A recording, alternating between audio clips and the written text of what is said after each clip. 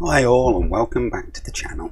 I just want to say a quick thanks to everybody who's been subscribing. It's very nice to have you here, and we are on the slow upward hill to the 10,000 subscribers, where I will be doing a giveaway.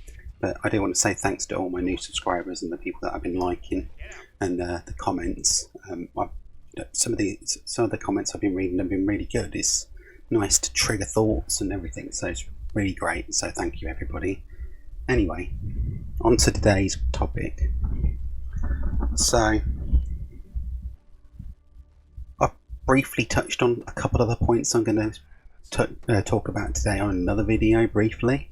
However, like it's come out in the news recently that Sony will be pulling some more PlayStation games over to the PC at some point, and the actual exclusive games. And it seems to me like some people are either confused or disappointed or just haven't read the information correctly at all. But here's this isn't going to be me just reading the thing out here. This is going to be my understanding and my take on it as a developer.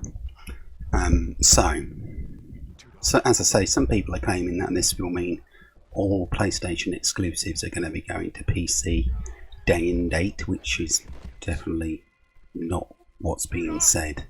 I expect what's going to happen is some of the older PS4 games will be going over to the PC, like say Days Gone or God of War, or maybe the original Uncharted trilogy, or something like that.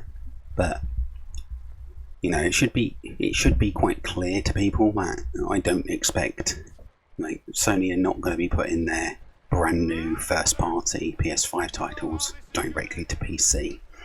But the best reason for them to be pulling over some PC games over to PC, say after 3 or 4 years, is going to be to increase profit, obviously, but it's going to be to either help finance a sequel that they want to be bigger and better, and that costs money, or it's to finance a B team. Like the B team at Guerrilla Games has been financed really from the Horizon Zero Dawn being pulled to PC, I'd expect.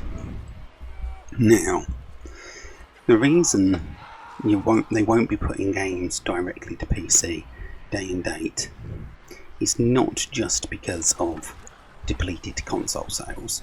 That's one thing, obviously, but it's not the only thing.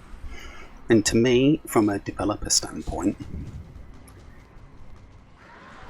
it's going to be things around like what I talked about with Horizon Zero Dawn. Now, I had a chap over on my Instagram contact me about Horizon Zero Dawn, and they asked me directly, why is this game getting updates when it's a 3-year-old game?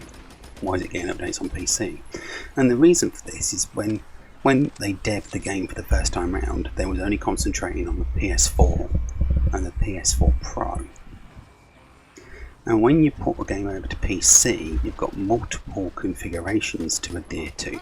So, you've got different RAM, different version of Windows, whether it's 7, 8, 8.1, 10 with the latest update, 7 with the latest update, all these different things. And then you've got different CPUs, RAM configurations. You might have a beastie graphics card but only an i3.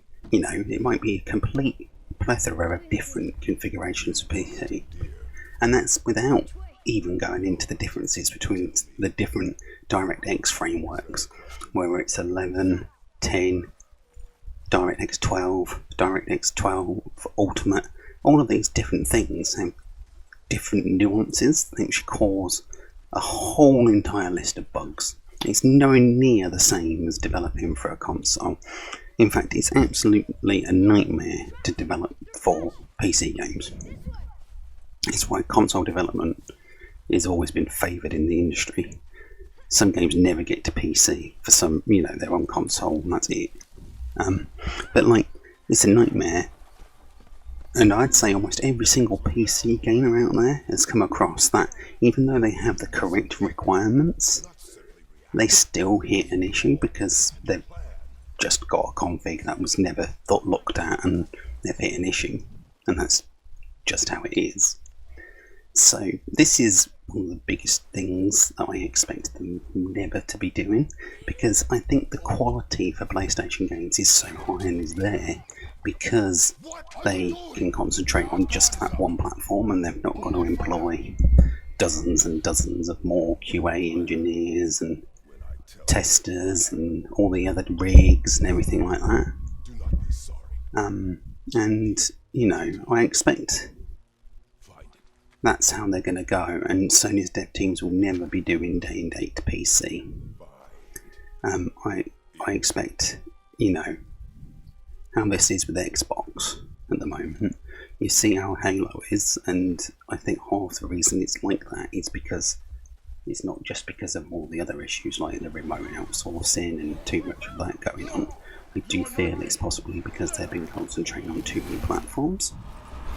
And, you know, I expect the games that are coming over to PC to be like, have been out at least 3 or 4 years.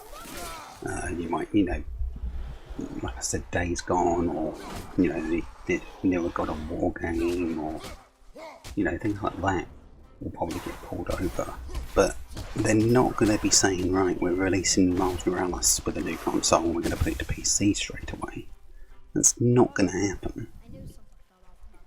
And I really feel like pulling the game to PC later on is a good move, because you're always going to hit a ratio of people that go, wow, that was a good game, can't wait to play the sequel, and they're not going to wait 3 or 4 years, they're going to buy a PS5. And that's going to be only a small ratio of people, because some people are avid PC gamers and only ever game on PC, and some gamers are, you know, avid console gamers and only ever play on console. But to pick up that little area on PC to maybe pull a couple of people over onto buying a console, or say increase profit revenue or revenue stream for a game to help finance other stuff, I think is a good move. As long as it's not detrimental to their current way of development, you know. And let's face it, there's always been more profitability in selling software than there has hardware at the end of the day. And let's face it, they do state it's not every single game they're going to make that's going to be pulled over. But for me, there's some areas where they could pull games over, possibly day and date, and go against what I've said with the previous statements. Like, I do think the game Dreams should have come out on PC straight away, because I don't think I've seen many sales figures reported for that game, but the game, calling it a game, is slightly loose. But the way in which that is, it's more like a, you know, a game builder or a structured game maker thing, and the game would be well suited, really suited to PC, and I really think that game would have been really good to come to PC straight away, really, because I think it has a niche market as well, which leads me on to my other point. I also think some VR games like Bravo Team or Farpoint should go to PC probably a lot quicker than other games, because although, you know, the PSVR is at the forefront and leader of VR or whatever in sales figures, you still get to the point where it's a small niche market of people, and the development costs for something like Farpoint or Bravo Team was high enough, I'm sure.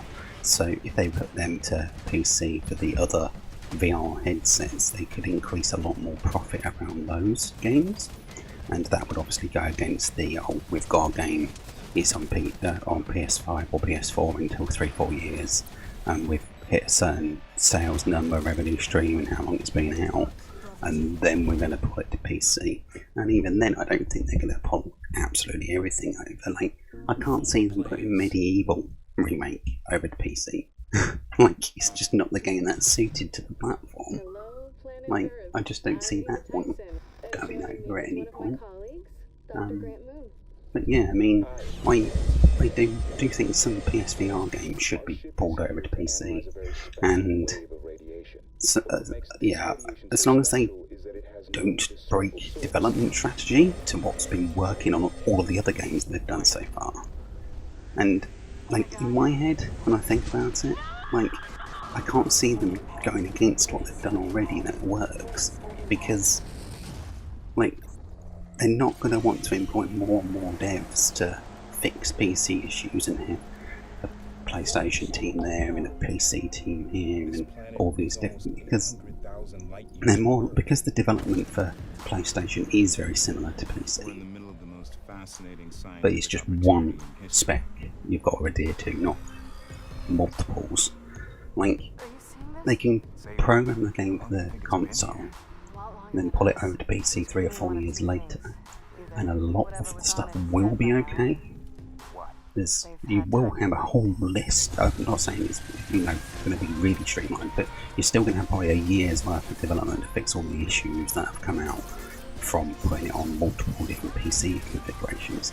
But it's not like pulling a PlayStation 3 game over to PC. You might as well just delete it and start a game with that. So yeah, that's my take on this situation though. But I do see a lot of people being either misled or confused or just haven't read things right, and like they're not going to put games to PC day and date. That's just never going to happen. Not with how the sales are with the console at the moment, and how the console sales just fly through the roof, and when a game comes out it's breaking 10 million sales. They're not going to do that.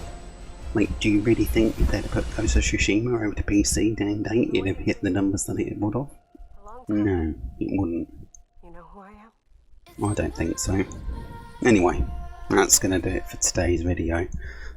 Sorry if I did repeat myself a little bit there, but I don't really know, some people might not hear parts or watch all of my other videos, but it's nice to have everybody here, and thanks for watching. Please, if you're new, subscribe and like and comment on the video with what I've said here today, and I'll catch you on the next one. Bye.